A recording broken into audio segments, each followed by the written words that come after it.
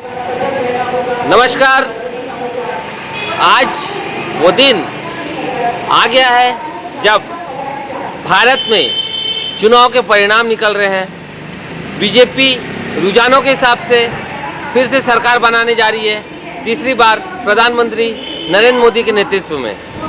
अभी हम भाजपा कार्यालय रजबंदा मैदान में हैं। यहाँ पे तमाम नेतागण, विधायकगण एवं भारतीय जनता पार्टी के कार्यकर्ता हैं जो कि बड़ी हर्षोल्लास में हैं, जश्न मना रहे हैं एवं अपने चुनाव के दिनों के जो उन्होंने कार्य किया है दिन रात भर जग के, उसके लिए अभी जश्न मनाया जाएगा। तो आइए हम लोगों से बात करते हैं, नेताओं से बात करते हैं एवं उनकी उपलब्धियों के बारे में जानते हैं कि उन्होंने किस तरह से इस चुनाव को अपने तरफ मोड़ा है। 11 सीट में से अभी तक भारतीय जनता पार्टी 10 सीट में बढ़त बनाई हुई है भारी बहुमतों से। लिया जाए रायपुर शहर में तो बृजमोहन अग्रवाल जी 2 लाख सीटों से आगे चल रहे हैं। बस्तर में कांग्रेस के दिग्गज नेता कवासी लखमा, भूपेश बघेल कांग्रेस के नेता, इन सब का सुपड़ा साफ होते हुए नजर आ रहा है। तो आइए भारतीय जनता पार्टी में हम जाते हैं, लोगों से बात करेंगे, हम जानेंगे कि उनकी रणनीति कहां तक सार्थक हुई एवं प्रधानमंत्री जी के नेतृत्व में क्या ये जो रुझान है 400 पार जाएगा कि नहीं। अभी हम भाजपा कार्यालय में हैं और चुनाव का परिणाम सामने निकल के आ रहा है। बीजेपी भारी बहुमत से आगे आ रही है। अभी हमारे साथ आरंग विधायक गुरु खुशवंत साहब जी हैं, उनसे हम बात करते हैं इस चुनाव के परिणाम। बीजेपी सरकार एक बड़ी बहुमत के साथ सामने आ रही है, बिल्कुल इसके बारे में आप क्या कहना चाहेंगे?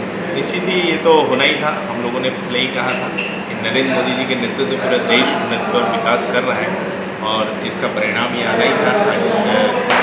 देश में भारतीय जनता पार्टी की सरकार बनी थी और पूर्ण बहुमत के साथ सरकार बन रही है। और फिर से जो हमारा जो सपना है विकसित भारत बनाने का, इसके लिए हम बहुत ही तीव्र गति के साथ काम करेंगे। मोदी जी का एक कहना था 400 पार, अब क्या लगता है कि 400 पार जाएगा पूरा? अभी जो जिस हिसाब से अनुमान आ रहे हैं, रुझान आ गए हैं, अभी भी समय है, शाम के 5 बजे 6 बजे तक समय है, तो अब क्या लग रहा है 400 पार जो है ये जो नारा है वो पूरी तरह से पूरा सफल हो पाएगा? इसीलिए अभी इंतजार करने की आवश्यकता है। रुझानों में बहुत हम प्रोग्रेस में तो हैं। आने वाले समय में भी कम राउंड भी ये 10-11 राउंड ही हुए हैं, अभी बहुत 10-10 राउंड अभी बाकी है। निश्चित ही आने वाले परिणाम और अच्छे आएंगे और निश्चित ही हमारा जो टारगेट है उसको हम जरूर पूरा करेंगे। छत्तीसगढ़ में देखा जा रहा है जो पूरे 11 सीट थे उसमें से 2 सीट छोड़ के पूरे हमारे बीजेपी के खाते में, तो इसके लिए आप किसको वो देना चाहेंगे, इसका श्रेय किसको देना चाहेंगे? देखिए 2 सीट नहीं, सिर्फ एक ही सीट है जिसमें हम थोड़े से बहुत ही कम मार्जिन से पीछे दिख रहे हैं। बाकी पूरी 10 के 10 सीटों में हम आगे चल रहे हैं और हो सकता है शाम तक हम उस सीट में भी आगे हो जाएं और 11 के 11 सीट यहाँ से हम जीत जाएँ। और इसका श्रेय हमारे माननीय प्रधानमंत्री नरेंद्र मोदी जी और हमारे माननीय मुख्यमंत्री विष्णुदेव साय जी, जिनका सुशासन यहाँ चल रहा है और मोदी की गारंटी चल रही है, उनको ही श्रेय जाएगा।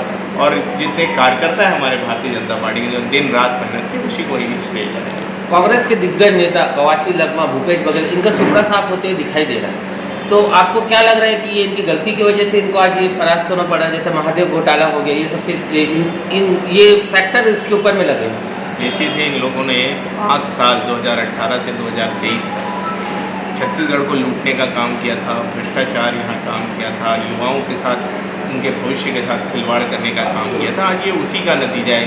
पहले ही छत्तीसगढ़ की जनता ने इनको नकार दिया था, इनको घर बैठा दिया था और आज फिर से अब इन्होंने फिर से अपनी किस्मत आजमाने का प्रयास किया है। तो निश्चित ही आज फिर से जनता इनको बताई है कि आपने छत्तीसगढ़ को लूटने का काम किया, हम आपको बर्दाश्त नहीं करेंगे। मोदी जी ने गरीब, किसान, मजदूर के उन्नति और विकास के लिए काम किया है, महिलाओं के लिए काम किया है, तो इसलिए आज मोदी की गारंटी के ऊपर विश्वास है और आज फिर से मोदी जी प्रधानमंत्री बनने वाले हैं। 3.0 हमारी सरकार बनने वाली है और फिर से देश उन्नति और विकास करेगा।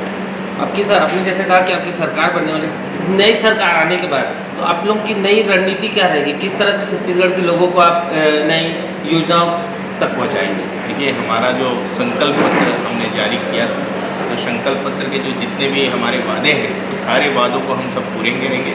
जो प्रधानमंत्री आवास गरीबों को रुका हुआ है वो सारी चीज़ें करेंगे। जो 70 साल से बुजुर्ग जिनको आयुष्मान योजना का लाभ नहीं मिल पा रहा था, वो सारी योजनाओं का लाभ उनको आगे मिलना चालू हो जाएगा। ऐसे विभिन्न प्रकार के जो हमारे काम हैं वो सारे काम पूर्ण होंगे और जो हमारे प्रधानमंत्री नरेंद्र मोदी जी का जो सपना है विकसित भारत बनाने का, तो हमारा जो छत्तीसगढ़ प्रदेश उसमें अग्रणी रहेगा और ये विकसित छत्तीसगढ़ बनेगा। छत्तीसगढ़ के विकास में नक्सली एक बहुत बड़ा आम मुद्दा है, जो कि छत्तीसगढ़ के विकास में बहुत बड़ा रोकथाम कर रहा है। जो कि हमारे बस्तर के जो जंगल है, जो मिनरल्स जिसमें पूरे पाए जाते हैं, खनिज उत्पादन पूरे पाए जाते हैं, तो इसको आप किस तरह से ख़त्म कर पाएंगे? 5 साल में क्या ये नक्सली पूरे तौर पर आप इसको ख़त्म कर पाएंगे? बिल्कुल, देखिए लगातार हमारा प्रयास चल रहा है और लगातार कार्रवाई हमारे बस्तर क्षेत्र में नक्सलियों के ऊपर चल रहा है। आज तक ऐसा कभी नहीं हुआ कि इतने नक्सली मारे गए हों या इतने नक्सलियों ने सरेंडर किया हो। पहली बार ये भारतीय जनता पार्टी की सरकार आते ही, विष्णुदेव साय जी की सुशासन की सरकार आते ही जो नक्सली हैं वो आत्मसमर्पण भी कर रहे हैं और जो नक्सली के साथ मुठभेड़ हो रहे हैं तो नक्सलियों की मौतें भी हो रही हैं। तो ये इससे परिणाम हमको दिखाई दे रहा है कि आने वाले समय में ये बिल्कुल संभव है कि नक्सली मुक्त हमारा प्रदेश बन सकता है। हमारे चैनल के माध्यम से आप छत्तीसगढ़ की जनता को क्या कहना चाहते हैं? पूरे छत्तीसगढ़ की जनता को और पूरे देशवासियों को मैं बहुत बहुत बधाई देता हूँ, शुभकामना देता हूँ और धन्यवाद भी देता हूँ कि आपने मोदी के गारंटी पे भरोसा किया। निश्चित ही मोदी की गारंटी आपकी उन्नति और विकास के लिए कार्य करेगी और आपके भविष्य को उज्ज्वल बनाएगी। इसके लिए मैं आप पूरे प्रदेशवासियों को बधाई, शुभकामनाएं। अभी हमारे साथ जिलाध्यक्ष महोदय मौजूद है, रायपुर जिलाध्यक्ष। आप इसका श्रेय किसको देना चाहेंगे? इतनी बड़ी जीत जो आपको मिल रही है, इसका श्रेय किसको देना चाहेंगे? सबसे पहले भारतीय जनता पार्टी का कार्यकर्ता, एक कार्यकर्ता ने मोदी जी की जो योजनाएं हैं उन योजनाओं का लाभ जो जनता तक पहुंचा और कार्यकर्ताओं ने बड़ी मेहनत करके छत्तीसगढ़ के अंदर में आप सबने देखा होगा कि कार्यकर्ता रात दिन ऐसा काम किया कि हम 11 की 11 सीटें जीतेंगे, ऐसा लक्ष्य लेकर काम चला।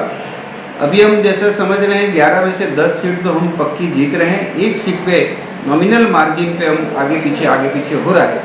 हमें लगता है कि अंत तक जो है वो 11 की 11 सीटें छत्तीसगढ़ की भारतीय जनता पार्टी के कार्यकर्ताओं की मेहनत से और नरेंद्र मोदी जी के जो काम है इस देश के अंदर में, उन्होंने जो 10 साल के अंदर वर्किंग किया, उन्होंने जो काम करके इस देश को दिखाया कि इस देश को कैसे विश्व गुरु बना सकते हैं।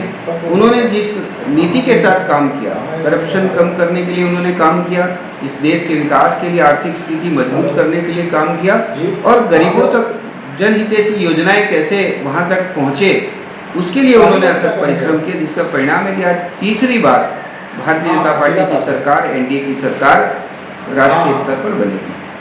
400 पार का नारा आपने दिया था, ये कहाँ तक सार्थक होगा? देखिए 400 पार लक्ष्य तो ऊंचा रखते ही काम करता है, कोई भी करता है तो, और 400 पार का नारा देकर भारतीय जनता पार्टी ने सभी कार्यकर्ताओं को उनको उत्साह के साथ चुनाव के समर में उतारा था।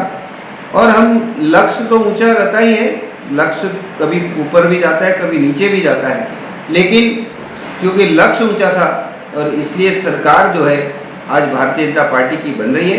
यही हमारा मूल उद्देश्य था कि तीसरी बार मोदी जी की सरकार फिर से बने और इस देश को विश्व गुरु जो बनाना है उस और जो भाजपा ने काम शुरू किया है उसको और गति प्राप्त होगी और आने वाले वर्षों पे भारतीय जनता पार्टी की यह जो सरकार होगी, मोदी जी की सरकार, वह देश को पूरी दुनिया में तीसरी अर्थव्यवस्था बनाने के लिए काम करेगी। और इस तीसरी अर्थव्यवस्था बनाने का यही उद्देश्य है, इस देश का हर व्यक्ति प्रगति करेगा, उन्नति करेगा और देश का विकास होगा।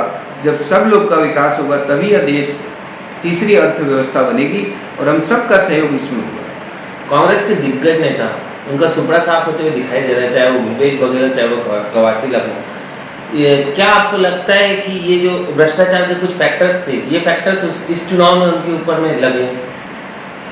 देखिए अभी 6 महीने पहले ही इस प्रदेश की जनता ने इन सबको आईना दिखाया था। यही कारण था कि इनको इस प्रदेश में चुनाव लड़ने के लिए कोई कैंडिडेट नहीं मिल रहा था, इसीलिए इस क्षेत्र का कैंडिडेट दूसरे क्षेत्र में भेजा और जहां पर कोई कैंडिडेट नहीं मिला तो पूर्व के मंत्रियों को लगाकर उन्होंने अपनी उस सीट पर जो कैंडिडेट होना चाहिए उसकी भरपाई उन्होंने की।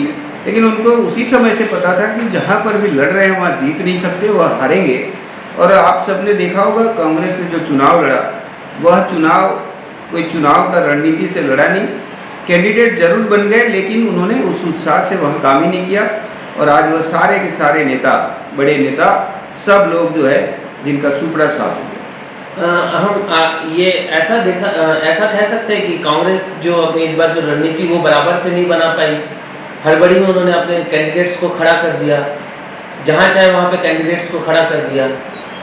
देखिए, जैसा 6 महीने पहले उन्होंने देखा था जनता का रुख कि वह उनको करप्शन के आधार पर उन्होंने जो इस देश के सारे ऐसे अनमोल खजाने पर लूट खसोट मचाई, कोयला बेच दिया, लोगों से जिस तरीके से उन्होंने वादा खिलाफी की, दारू बंदी कहने के बाद दारू बेचते रहे और उसमें करप्शन करते रहे, यहाँ पर रेत के घाटों पर करप्शन करते रहे। इनके लोग जो है वह हफ्ता वसूली और चंदाखोरी में लगे रहे। यही सब परिणाम थे कि जनता इनसे उब चुकी थी और उन सबको जो है 6 माह पहले ही इस प्रदेश से उनको हटाकर पुनः ये लोग सोचे कि फिर से एक और प्रयास करते हैं। लेकिन यह की जनता भूलने वाली नहीं है। उनको पता था कि यह वही लोग हैं जिन्होंने इस प्रदेश में सरकार बनाने के बाद न वादे पूरे किए, न एक ढेला कहीं विकास के लिए उन्होंने कहीं ईंट की जुड़ाई की। ये लोग कभी इस प्रदेश का हित नहीं कर सकते, जिसका परिणाम यह फिर पुनः भोग रहे हैं। आने वाले सालों में किस तरह से हमारे बीजेपी जनता के लिए क्या ऐसे नए कदम उठाएंगे जिससे रोजगार मिले, बेरोजगारी खत्म हो? देखिए, कोई भी सरकार जो है वह जब विकास के काम करती है तो उनमें रोजगार का सृजन अपने आप होने लगता है। हमें विकास के काम करना है, करने से ही अपने आप सबको रोजगार मिलेगा, सबके लिए काम होगा। और इस प्रदेश के अंदर में जो एक अच्छी सरकार चल रही है, जिन्होंने अपने 3 माह के कार्यकाल में ही बड़े बड़े वादे पूरे किए। किसानों की उन्होंने 3100 रुपये की धान खरीदी का उन्होंने वादा पूरा किया। महिलाओं को महतारी वंदन योजना के अंतर्गत उनको 1000 रुपये प्रतिमाह देने का वादा था, वह भी पूरा किया। ऐसे अगर हम देखें तो लगभग 3 से 4 माह के अंदर 43,000 से 44,000 करोड़ रुपए का जनता की जेब में डालने का काम हुआ, जिसका परिणाम है कि आज जो है यहाँ छत्तीसगढ़ का पूरा बाजार जो है वह चमन जैसा है। पैसा जब लोगों की जेब में होता है तो वह कहीं ना कहीं खर्च करते हैं, कहीं वह जब उसका व्यापार में भी उसका लाभ होता है। यह सारे बहुत से कारण हैं कि एक अच्छी सरकार जब होती है तो उसका परिणाम जनता को लाभ के रूप में प्राप्त होता है और उनकी प्रगति होती है। अब रायपुर के जिलाध्यक्ष भी भाजपा के बृजमोहन अग्रवाल जी यहाँ के प्रत्याशी थे, जो कि ये लाखों के वोट से आगे चल रहे हैं, तो कौन सा फैक्टर आपके लिए काम किया इसमें? देखिए, बृजमोहन अग्रवाल जी पहले से ही इस प्रदेश के अंदर में ऐसे लोकप्रिय नेता है जिनके काम से हम सब लोग वाकिफ हैं। सबको मालूम है कि बृजमोहन जी के यहाँ अगर कोई जाता है तो वहाँ से उनका वह नाराज या नर्वस होकर नहीं आता, क्योंकि उसका काम वहाँ पर जाते ही होते हैं। आज बृजमोहन जी जब 8 बार हमारी विधानसभा का प्रतिनिधित्व किए, वहाँ की जनता अगर किसी को 8 बार जिताती है तो उस नेता में कोई ना कोई ऐसा गुण अवश्य होगा जिसको जनता पसंद करती है। हम सब का सौभाग्य है कि पार्टी ने लोकसभा के लिए बृजमोहन जी को तय किए और इस लोकसभा के अंदर में उनको प्रत्याशी के रूप में जब उतारा तो यहाँ का कार्यकर्ता बहुत उत्साहित था।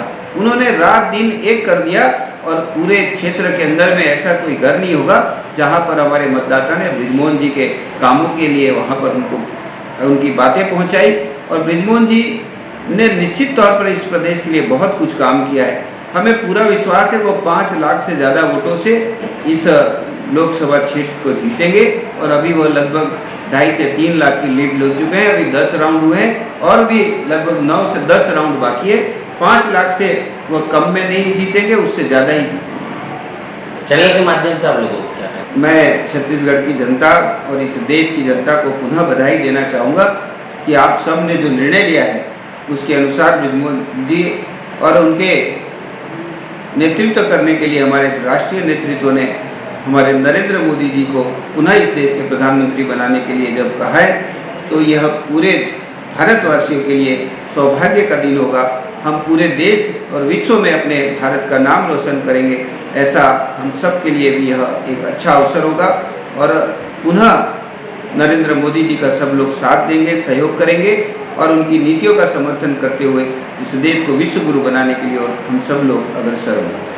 अभी हमारे साथ उत्तर विधानसभा के विधायक पुरेंद्र मिश्रा जी हैं। आइए उनसे बात करते हैं। परिणाम आते जा रहे हैं बीजेपी के, छत्तीसगढ़ में भारी बहुमत से बीजेपी अपना परचम लहरा रही है, तो आइए उनसे बात करते हैं। नमस्कार रंजन मिश्रा जी, कैसा लग रहा है आपको छत्तीसगढ़ में पूरी भारी बहुमत से बीजेपी सरकार आ रही है, आपको कैसा लग रहा है? देखिए, एक छत्तीसगढ़ में जो हम 11 सीट जीतने का आह्वान किए थे उसमें हमको सफलता मिल रही है और निश्चित ही हम सीट जीत करके मोदी जी को हाथ मजबूत करेंगे और आने वाले समय में जो कमी रह गई छत्तीसगढ़ में उसको पूरा करेंगे और विष्णुदेव की सरकार मोदी जी की गारंटी को लेकर के हम चलेंगे।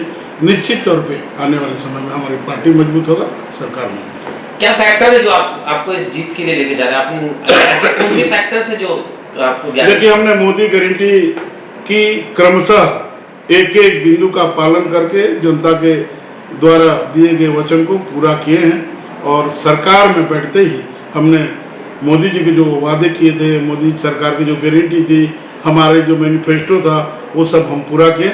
उसका असर है और विष्णुदेव सरकार की सहजता, सरलता, किसानों के साथ लेके चलना, आदिवासियों को साथ लेके चलना, युवाओं को साथ लेके चलना, महिलाओं को सम्मान करना, बहनों को सम्मान करना, ये सब का कारण है।